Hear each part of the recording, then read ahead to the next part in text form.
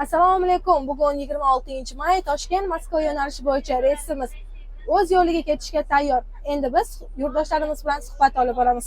Assalomu alaykum. Assalomu alaykum, yaxshimisiz? Toshkent Moskva yo'nalishi bo'yicha bizning avtobusimizdan oldindan foydalanganmisiz? Foydalanganman. Siz bu ma'lumotlarni shu Moskvaga ketish qayerdan bildingiz? Qayerdan ma'lumot olib keldingiz? Bilet narxlarini qanchaga oldingiz? Ma'lumotni internet orqali oldik. Biletlarni internet orqali oldik.